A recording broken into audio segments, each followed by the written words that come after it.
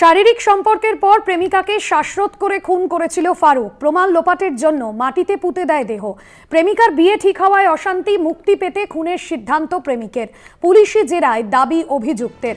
শারীরিক সম্পর্কের পর প্রেমিকাকে শ্বাসরোধ করে খুনের অভিযোগ প্রেমিকের বিরুদ্ধে। মুক্তি পেতে খুনের সিদ্ধান্ত প্রেমিকের। প্রেমিকার বিয়ে ঠিক হওয়ায় অশান্তির জের। সন্তু শাহ আমাদের প্রতিনিধি রয়েছেন ফোন লাইনে। সন্তু, কি জানা যাচ্ছে এখনো পর্যন্ত অভিযুক্তের বিরুদ্ধে কি পদক্ষেপ নিয়েছে পুলিশ? দেখো, অভিযুক্তকে পরিবারের অভিযোগের ভিত্তিতে আগেই গ্রেফতার করেছে পুলিশ। কারণ গত শুক্রবার ভোরে যখন ওই নাবালিকা বাড়ি থেকে চলে যায়, তারপরেই কিন্তু পরিবারের পক্ষ থেকে ওই যুবকের বিরুদ্ধে অপহরণের মামলা, অর্থাৎ ফারুক মণ্ডলের বিরুদ্ধে অপহরণের মামলা করে। এরপরে পুলিশ তাকে গ্রেফতার করে জানতে পারে যে ওই নাবালিকাকে খুন করে পুঁতে দেওয়া হয়েছে একটি পুকুর পাড়ে, বাগানের মধ্যে তাকে পুঁতে দেওয়া হয়েছে, এমনটাই অভিযোগ সামনে, এমনটাই জানতে পারে পুলিশ। এরপরেই কিন্তু পুলিশ প্রাথমিকভাবে ওই যে যুবক, সে কিন্তু জানায় যে তাকে নিয়ে পালানোর সময় একটি নৌকাডুবি ঘটনা ঘটে, সেখানেই তার মৃত্যু হয়। যদিও তারপরে পুলিশ যখন তাকে গ্রেফতার করে আদালতে পাঠায়, আদালত 7 দিনের পুলিশ হেফাজতের নির্দেশ দেন।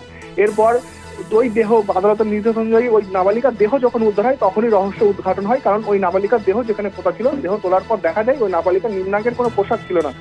সেটা যে পোশাক, তা কিন্তু বেশ কিছুটা দূরে বিল পার থেকে, ধার থেকে উদ্ধার হয়। তখনই পুলিশের কিন্তু সন্দেহ হয়। এরপর পুলিশ হেফাজতে নিয়ে যখন ওই যুবককে জিজ্ঞাসাবাদ শুরু করে পুলিশ, তখনই কিন্তু বিষয়টা সামনে আসে। তখন যুবক কিন্তু পুলিশের স্বীকারোক্তি স্বীকার করে যে ওই নাবালিকাকে প্রথমে তার সঙ্গে শারীরিক সম্পর্ক করা হয়। এরপর যখন ওই নাবালিকা বারবার তাকে বিয়ের জন্য জোর করছিল, ঠিক তখনই তার থেকে মুক্তি পেতে তাকে শ্বাসরোধ করে খুন করে। এরপর শ্বাসরোধ করে খুন করার পর কিন্তু তাকে সেখানে পুঁতে দেওয়া হয়। এরপর যখন সে সেখান থেকে পলাতক ছিল, যদিও পুলিশ গ্রেপ্তারের পর কিন্তু প্রথমে সে গল্প ফাঁদে যে তাকে জলে ডুবে মৃত্যু, পরবর্তীতে পুলিশের জেরায় স্বীকার করে নিয়েছে। এবং খুনের অভিযোগ যদি এখনো পর্যন্ত পরিবারের যেটা বক্তব্য, যে যেভাবে ওই নাবালিকাকে পুঁতে রাখা হয়েছিল, সেখানে একজনের পক্ষে তা কিন্তু সম্ভব নয়। এই ঘটনায় আরো একাধিক জন যুক্ত রয়েছে। পাশাপাশি পরিবার কিন্তু গণধর্ষণের একটা অভিযোগ তুলছে।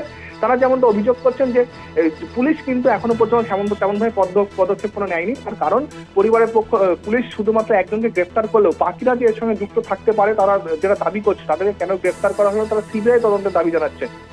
ধন্যবাদ তোমার।